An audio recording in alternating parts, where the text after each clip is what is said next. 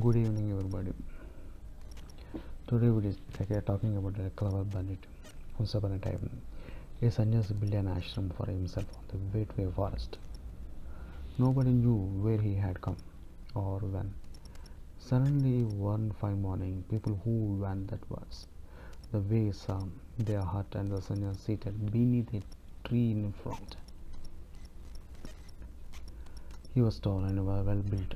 His forehead was smeared with the holy ash, with a vermilion mark in the center. This made his face aglow. His dark flowing beard added to his handsomeness. People believed that he possessed some miracle powers. There were occasions when he hinted that they were not far from wrong. No wonder they flocked to him to watch his miracle and pay their respects. Soon he was driving a lot of people every day, and they made the forest no longer desolate. The crows attracted thefts and robberies, much to annoyance of the people. Say they would visit the ashram during the day, and he invariably left the place before it got dark, unless they were troubled by robbers on the way. Some people took complaints of robbery to the sannyasi, who however, assured them that they could go to him without any fear, and he would take care of the robbers. Next few days, people could go that way without any molestation. They now had more faith and confidence in the sannyasi. One night, a wealthy gentleman, along with his wife and children, were going that way in a cart. As he was on a long journey to attend a wedding, the man carried a lot of cash. His wife more than many wore money ornaments. The time was near midnight. Suddenly the cart was stopped by a strong built man. He had a torch in his hand and held a long stick by the other. He really looked fearsome. The gentleman is the cart cried, "Oh, a robber!" On hearing this, the man, who looked like a rustler, shouted, "I am a bandit chief. You can see my men in that pit over there. You can't escape. So till it will be better so if you hand over to me all the money and valuables you are carrying. I shall then let you go back. Otherwise your life will be in danger. If you hesitate for a moment, I can call my men. I don't have to tell you what they would do to you."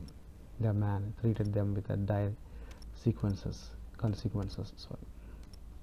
Those inside the car listened to him, holding their breath, and looked toward the pit where the man waved his torch, and they could see a dozen fearful men holding daggers and sticks ready to obey his command. The gentleman's family realized that there was no escape from them, so they handed to him all the money and jewelry they had with them. The bandit tied up everything in a piece of cloth and allowed the car to turn back and go the way it had come. A little later, a trader came that way after closing his shop. The bandit associated him and treated him, "Part with your money, or else my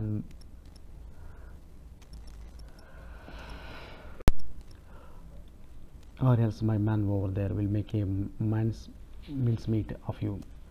He then pointed to the man in the pit by waving his torch. The trader quickly handed him a bag and said, "I had a poor collection today, just above 50 rupees. Here, you take all that." He then turned towards the man in pit and said in a louder voice, so that they could hear him, "I can give you a chief $50,000 rupees. Don't fail to take you full share from him." He probably expected them to come out of the pit and quarrel with their chief for their share of the booty. The bandit examined the trader thoroughly to ensure that he had not kept more money elsewhere on him before he let him go. The trader soon reached a chow tree, which unusually had a lot of soldiers. He went to their captain and told him about his experience. "I knew where I met them in the forest. If we go immediately, we may be able to surround them. There are hardly a dozen of them. We can easily catch them. The captain and the trader started for the forest, asking the soldiers to follow them for a distance. They were met by the bandit. He made the usual threat. He told the captain and the trader, who had covered part of his face and to avoid recognition, "I advise you, part with your money here now, or I will call my men over there." But the captain was unnerved by his threat. He had a good look at the bandit and glanced. Pitt supposed to harbor his man. All the while he was also contemplating a strategy to catch all them. He took the bandit unawares by suddenly catching hold of by him his strong arms. On hearing the captain shout, his soldier rushed and tied the bandit with the rope. The captain then ordered, "Go and catch his man in that pit." The soldiers ran to the pit and jumped in. They did not meet with any resistance. In fact, all the robbers stood still. When the soldiers examined them closely, they found them to be more effigies cleverly made with the help of the hay and bamboo sticks.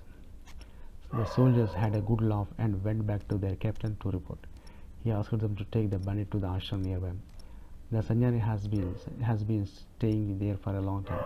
Perhaps he might recognize this bandit and tell us about his gang. They all left for the ashram. At the ashram there was no trace of any sannyasi in the hut. The captain's soldiers, however, found a lot of cash, jewelry and other valuables concealed in various places. The hut. A greater surprise when they came back, a dog flown bird hanging from a peg on the wall. The bandit who was watching all this gave out a loud laugh. "You need not search for the sannyasi in the vain. You can find him if you were to fix that bat on my face. I am a sannyasi during the day and bandit at night. I had made those effigies to treat people of export money from them. I was responsible for all the robberies." Everybody is stupefied at the bandit's revelation. So this is about for all the story. So Cleverer Bandit story is completed. Thank you.